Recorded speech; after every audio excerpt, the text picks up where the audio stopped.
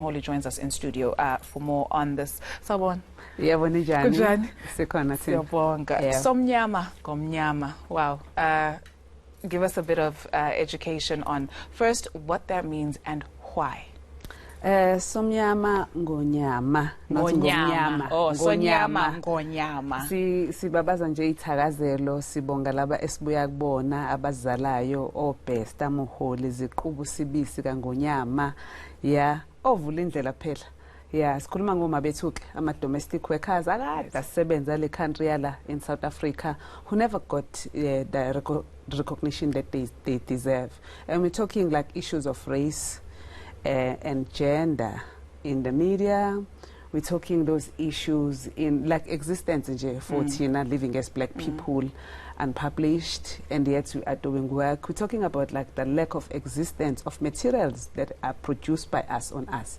But I'm using my own body, you know, as my own subject because I couldn't expose another person into my own issues. Right. So I wanted to profile my movements as I went through different spaces where I find myself, you know, being questioned.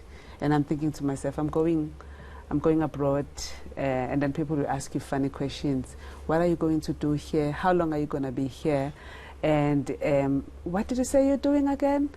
Show us your work. So that's what we encounter when we cross borders as black people mainly. And we find that there's a person who's of a different race and who's following you who've never been questioned. So I took it upon myself, you know, to take a portrait every day. It had to be for 365 in which I wanted to mark my experiences as a black female-bodied being within those spaces. And I started looking around and to say, exactly, where am I? Where am I in South Africa today? Where are we in South Africa today? Why is it that many black people are not published? And yet they have been, you know, paying taxes and they have been working so hard. And we don't have content at schools that features our own black people who came before us. This is not to diss those who are highly, you know, your usual suspects. Right. Wherever you go and you're like thinking, I've seen this face before. But then there is a street that is named after people like Abo Joseph Mdluli, you know, men in Natal. But his work, his face is not common with the children who are growing up in Natal specifically. And yet these are the men who struggled. And then they are their wives, you know, Umesisi Mdluli. Maybe the men might be projected and be prominent, but then the wives who have struggled for them, who waited for them when they were in exile. So I'm trying to bring forth the voices of those women that I regard as human, you know, who are not in showbiz as such, but who have been working and never been recognized. And I start with my domestic workers. So for each and every picture, it is named in Zulu, which is my mother tongue or first language. And I use these Zulu names because when you walk into galleries and you walk into museums, you find like strange names, you know, maybe of 100 images that you look at, you know, when you go to museums or galleries, they're in either English or in other languages. But then for us to be showing our work in different spaces abroad and to have that name Hlengiwe, for instance, and to have Nje, the title of the book, because this is a publication named Somnyama Ngunyama. And people like Babu like saying, nya, nya, nya, nya, nya, nya. I'm like, nya, nya, nya, nya. And you think to yourself, guys, I've been pronouncing procrastination forever. And we even like judge ourselves as black people and say, but you're not pronouncing that English name very well. And then other people can't pronounce our own languages. They refuse. Sometimes they wake up as in like, oh, Zanele, and like, no. It's Zanele, which means the last born or enough. And my surname is Muholi, which means leader, you know.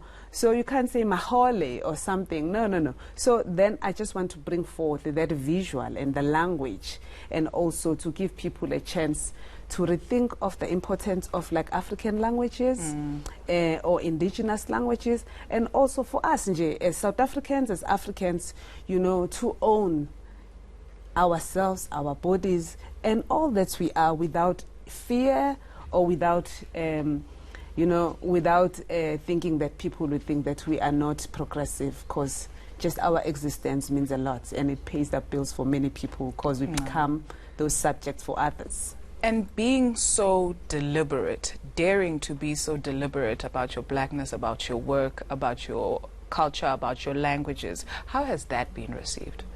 It is good to those who are not allergic to blackness. And I'm not going to nurse other people's feelings. And this is my life. This is our lives. And it's very, very important that we recognize ourselves before we expect other people to do us favors. And it's very important that we write our own histories, questries, transtries, you know, all that has with a story or a story attached to it. And without any fears of prejudice, of displacement, or being judged, you know. In all, we just need to have books of black people as part of the syllabus. We need to see our people in every library at different schools, in the townships and beyond.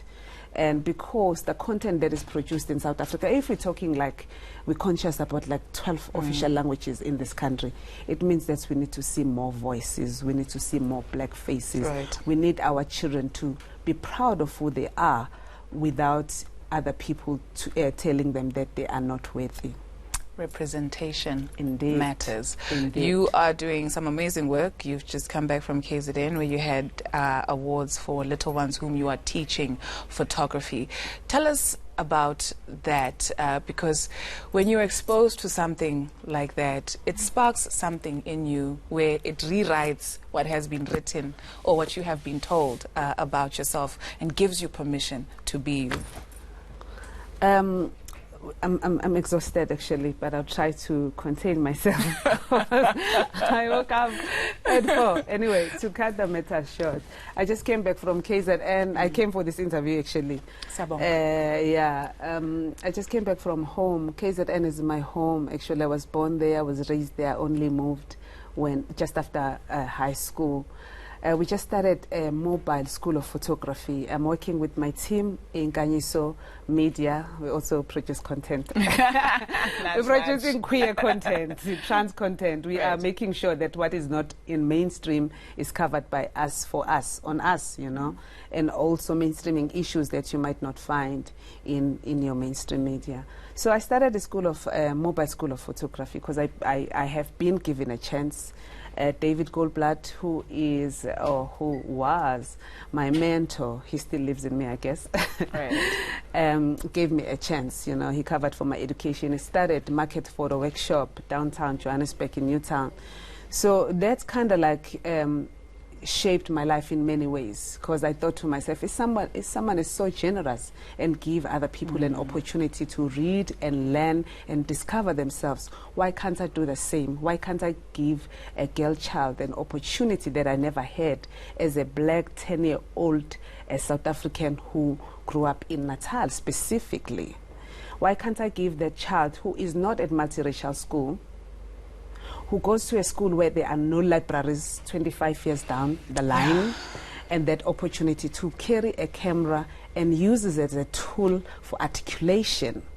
Why can't I make sure that as a proud South African, I share this knowledge because I've got nothing to lose. You know, I don't believe that one need to have too much money. If you do, just share it so that you'll be happier. Maybe, I don't know if other people do it that way.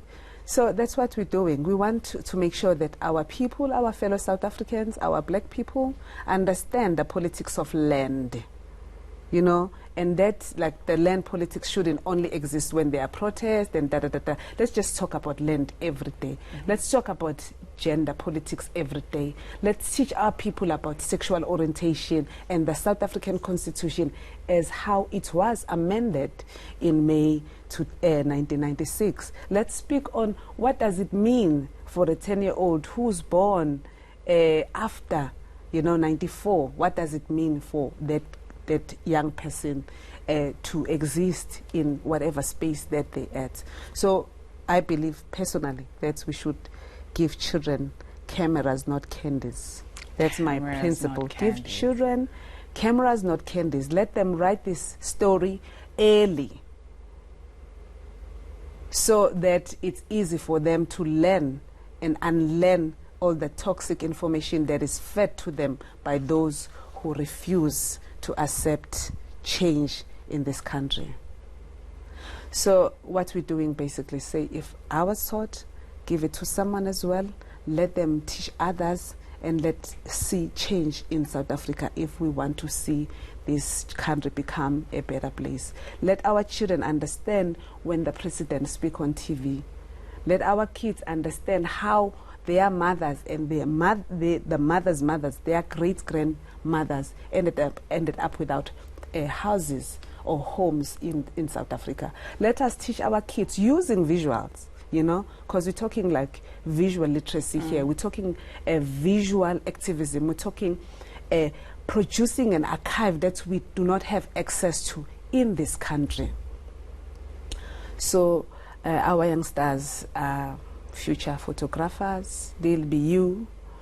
Indeed. You know, there'll be you. Yeah, there'll be many other people that they see on TV that they think that it's impossible for them to be us, you know. Siyabonga. Thank you for making time, and thank you for the work that you do. Siyakhulula. You know you're very, very tired. Thank you very much, Zanele. All the best with your book as well. Visual artist, Professor Zanele Muholi.